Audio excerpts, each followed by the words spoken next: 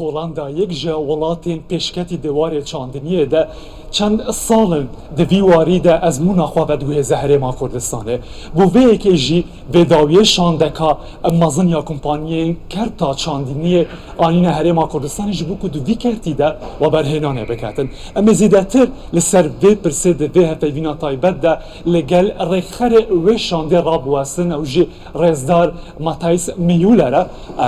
Spas bo bê derfetê û bi xêrhatina wa dikeyin bo Kurdistanê. Kompaniyên we çendin ji nava vê şandê de û hûn dixwazin çi bikin li Kurdistanê? هەشت کۆمپانیا لەگەڵ شاندەکە بەشداری پێشانگای ئەگرۆپاک دەکەن کە گەورەترین پێشانگای کشت و کاڵیە لە هەرێمی کوردستان. 5 کۆمپانیای دیکەش هەن کاریان تاقیکردنەوەی تۆ دەبێت و لەلایەن بەڕێز هەموو کونسوڵخانەوە ڕێنوێنی دەکرێن. هەروەها لەگەڵ کونسوڵخانەی گشتی بۆ پێشانگای ئەگرۆپاک کار دەکەین.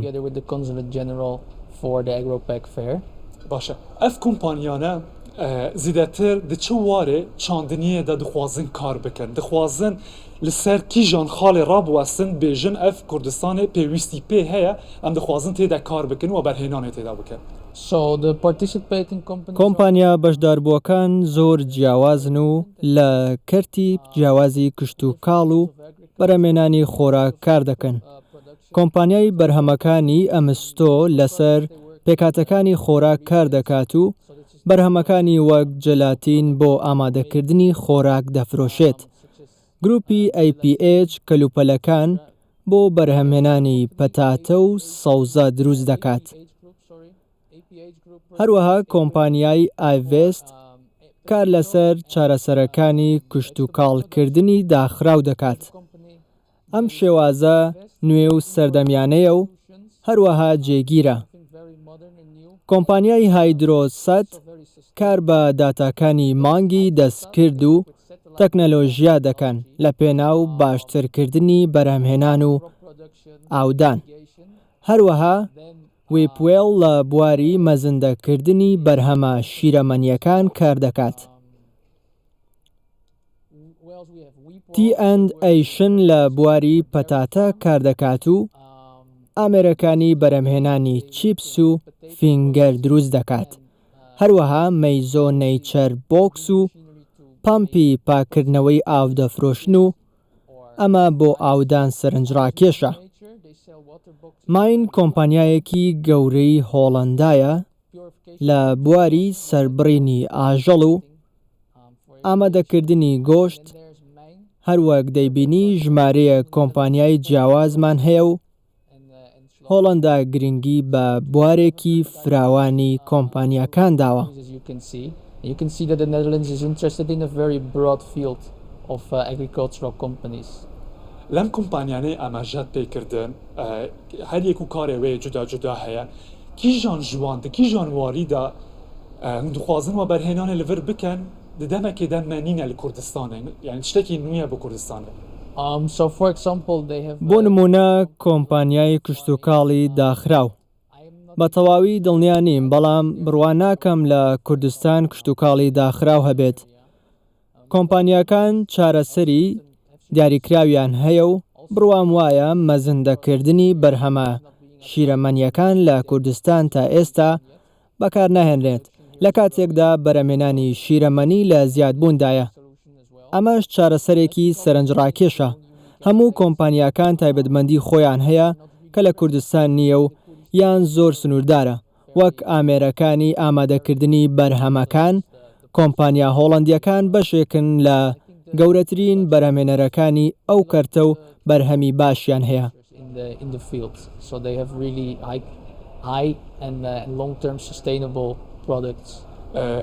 ئەزموو ناوان کۆمپانیایان کۆ بشاندەوەرە هاتنە کوردستانێ لە دەربەی هۆڵاندا ژی هەبووە و گەلا چما لە کوردستانێ ئەم کو لە ناوچەی و کوردستان هەلبژارتیە.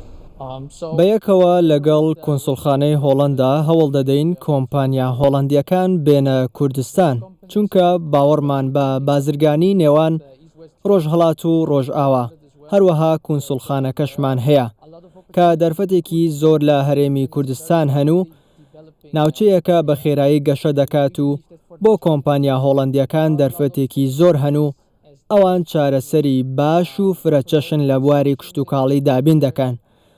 کوردستانیش ئێستا دەیەوێت گەشە بکات و کەرتی کشتتوکاڵی فرەچەشن بکات. بۆیە دەبینین گونجانێکی باش لە نێوانماندا هەیە. لەو چالاکیەی بەرەو پێشبردننی بازرگانی هەوڵ دەدەین یارمەتی دەربین لە خێراکردنی پەیوەندیە بازرگانیەکانی هۆڵەندا و کوردستان لە ڕێگەی ڕێخستنی چالاکی وەک پێشانگای ئاگرۆپاک کە ڕێگەیەکی زۆر باشە بۆ بازرگانی هۆڵەندا و کوردستان هەردوو پیشەسازیەکە پەیوەندی بە یەکدیەوە بکەن. ئەف کۆمپانیên we ku têne Kurdistanê beşeka wan hinek tiştên nû pêye bû me nû ye ew destêkarî menîne li Kurdistanê. Wata me besta min ji bilî ku hûn bên vêre kar bikin hûn çi qas amade ne ku destêkarê vêre jî yê Kurd jî fêrî sistemên nû yê çandiniyê bikin di hemû wan warên kompaniyên cuda cuda de ku karê nû dikin û dixwazin derbasî Kurdistanê bikin. So actually the idea of the لە ڕاستیدا بیرۆکەی ئەرکەکەمان گواستنەوەی تەکنەلۆژیا و زانیاری بەکارهێنان و کارکردن بەو تەکنەلۆژیایەیە. هۆڵەندا ئامانجێتی زانیاریەکان بگوازێتەوە و مەشق بە خەڵک و کۆمپانیاکان و هاوبەشەکانی بکات بۆ ئەوەی بە سەرکەوتویی بەکاربهێنرێت و بەباشی بەرهەمهێنان و چالاکیە کشتتوکاڵیەکان بەڕێوە ببرێن کە بەیەکەوە گرنگیان پێداوە.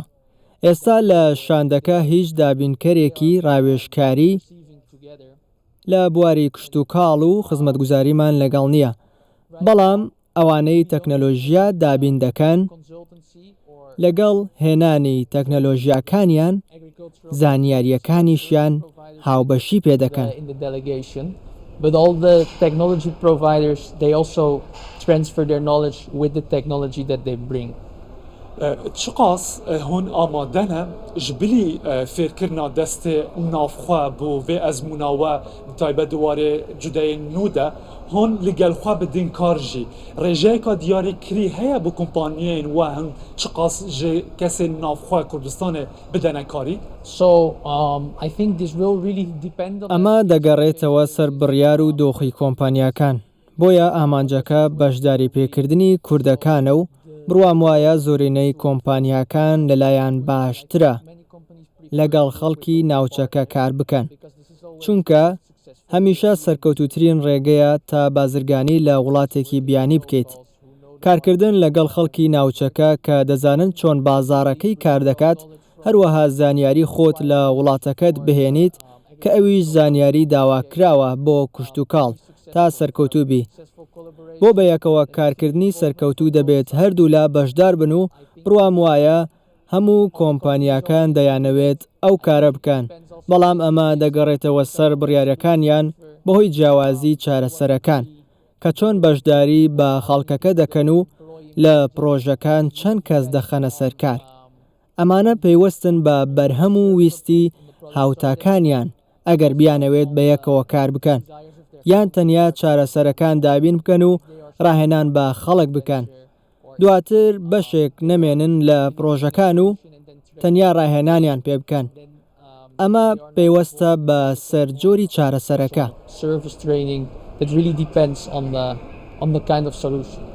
Matis Miller rêxerêşanda kompaniyên Holandiyên de warê çandiniyê de spas bû vê amadebûna we li gel me û dubare bixêr hatin bo Kurdistanê.